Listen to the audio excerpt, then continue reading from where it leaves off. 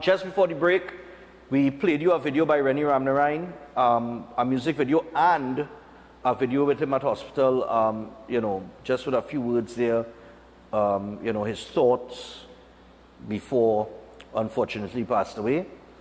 And, just listening to him speak and think, I hope that, people got the message, and it was a refreshing moment in such a sad time with his passing.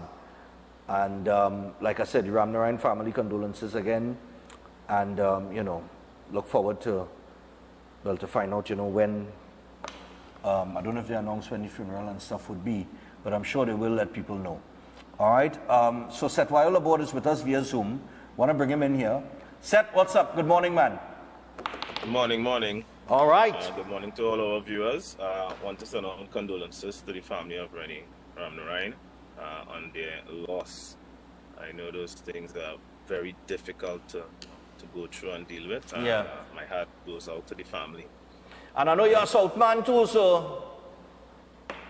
Yeah, and like I was telling you earlier, I had an individual. It wasn't a booked appointment. That person said they wanted to see me today. They have to, and came out to see me. It was a 65-year-old woman. At end-stage renal failure as well. And she was urinating blood that morning, so she said she wants to see me immediately. And she came and she said, I went through the consultation with her and her family, and she said she's getting on my program, and also diabetic, on insulin, on medication for high blood pressure, have body pains, ache, cloudy urine. Outside of that time when she was urinating blood, her urine was always cloudy, very cloudy, like milky and foul smelling, right? And she decided to get on my program, and within the first 2 days, her urine color went back to normal. The foul scent went. Within the first week, her blood sugar levels went back to normal. She was off insulin. Her blood pressure by the second week went back to normal, was off the pressure medication. Right, her body pains vanished, right? All the issues that she was having just up and disappeared, all right? And I'm not saying this is the results that everyone would get, but I'm saying we need to try something different, right? We need to try something different, and we need to take a different approach when it comes to healthcare, because we are losing too much of gems. Yeah. We're losing a lot of gems. Right, and we still blindly trust in a system that we ourselves don't have an interest in doing the research and to try to understand better. We rather continue along the same lifestyle and just take medication and take treatment for this and take treatment for that. And we have been doing this for decades. And not only that, but just the other day I was reading, I think it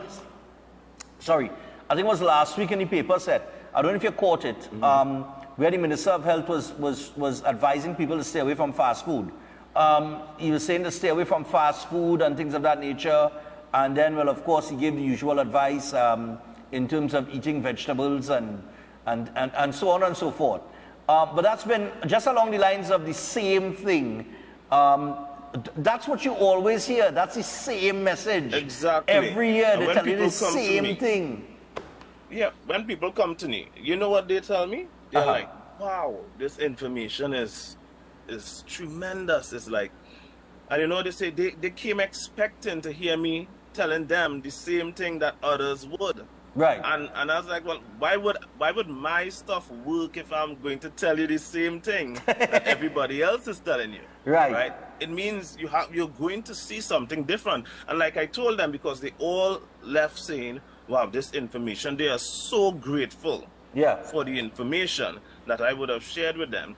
And what they say is, they expected something so much different. And I mean, they really, really do appreciate the wealth of knowledge. And that's why what I tell them is, I always, in the consultation, I have to let them read it for themselves so they know it is not my opinion. Right? Because, I mean, it's easy if I just say, right? Somebody would say that's his opinion. But it's not my opinion. These are factual stuff, factual information. And that's why I show the science. And I show it from the highest degree of science, from the highest degree of research, from the highest authorities. Because that's why we have said it many times. if anybody in the medical field, herbal field, naturopathic field disagree with the stuff that I am saying, Synergy would facilitate a debate live on TV. I have no problem with a debate. I am ready and willing. But Stefan, are they ready and willing? When they contact you, what do they say when you tell them, hey, come on and have a debate? Well, I've had a couple of people reach out to me, and I said, well, listen, if you want to debate it, it's not a problem. And, you know, a couple of them said, well, you know, I ain't really for all that, you know, that TV thing with debate and that kind of thing. There was one guy, though, who was interested, but I'll have to reach out to him and see. But nevertheless, you know, I'm all for good debate. I'm all for, I mean, we all for information, being presented, because there are people who will doubt. You know, somebody told me that they had come for a consultation by you, and from the time you told them, you don't deal with vegetables. Mm-hmm. They were like, well, no, they can't believe that, because, you know, all their life they know that, you know, vegetables is good for you, and for that reason, I don't think they proceeded. But once again, that's their freedom to do so. Like you said, you would give the information that you have. I give all the science. I give all the science. And if you could come with something more current and of a higher degree of science at the highest level above what I use in order to justify the study or my information inaccurate, I would stop doing what I'm doing. Okay. I would simply give up on doing what I'm doing, because I am that type of person. I would respond to the information, to the factual and credible information. That's what I do. I would end my practice one time, right? Immediately, right? And I'm not joking, I am not joking. If somebody could come with more data and evidence, more current and of a higher degree, of a higher authority, right? I would stop my practice immediately. That's how sure and confident I am. Because one of the things I didn't notice until you pointed it out is a study, a legitimate study versus an opinion piece. Editorial and opinions, and that's what most people in the population do not know, right? Because remember, there are a hierarchy of studies. Only one type of study, Stefan, only one type of study could show cause and effect. None of the others can. Only one type. The general population do not understand that. Only one type. And people take the observational studies, which cannot show cause and effect. Cannot. Observational studies cannot show cause and effect. And people take those and they run with it as if it is conclusive. And it isn't. Even if they read at the end of the study, it would simply say more studies are needed. Right? But we run on headlines. Right? Even in simple newspaper articles, people see the headlines and they form their opinion already, and they would not even read the article. Correct. Right?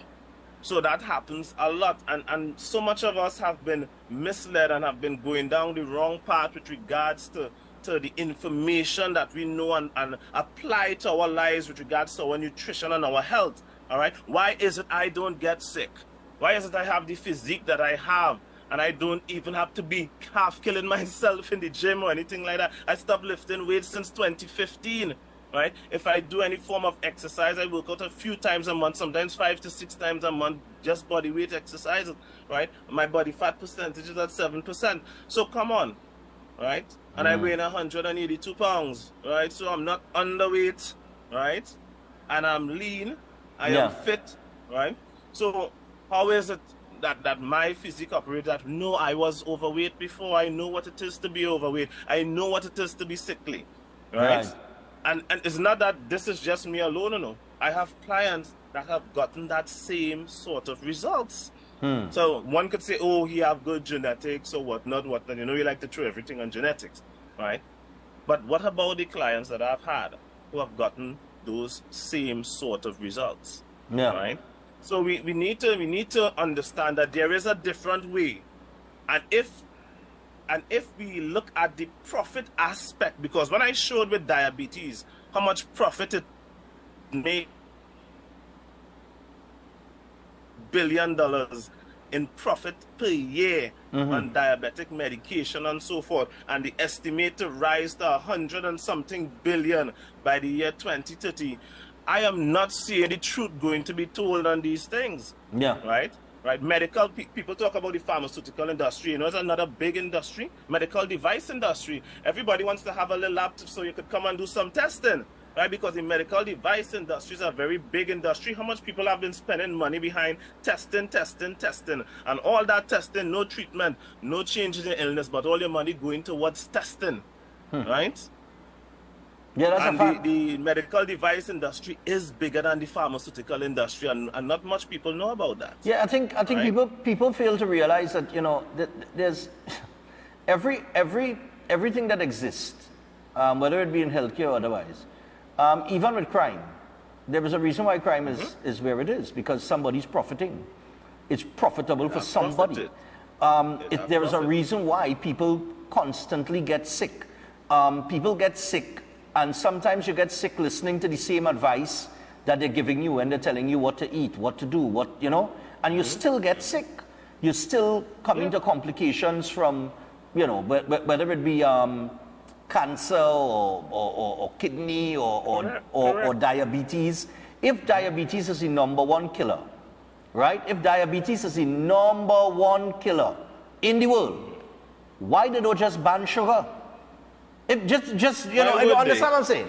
If sugar is the problem, why would you ban the most addictive substance in existence? Exactly, right? because that is what causes you to sell your product. Yeah, because if they were to do that, then soft drinks would have to come off the shelf. Cookies, everything with sugar would have to come off the shelf. The politician that passes that ban might be the first person to be assassinated. Yeah, because we know that sugar is a problem. Because people suffer from diabetes. How do you get diabetes? Right. So now we're telling people you have to learn to manage it. If you want to manage eating something that is toxic to the body and harmful to the body, let's try to manage it with medication. Yeah. Not stop it, you know. Right? Yeah. Just manage it with medication. Exactly. So when I tell people, this is what I tell people.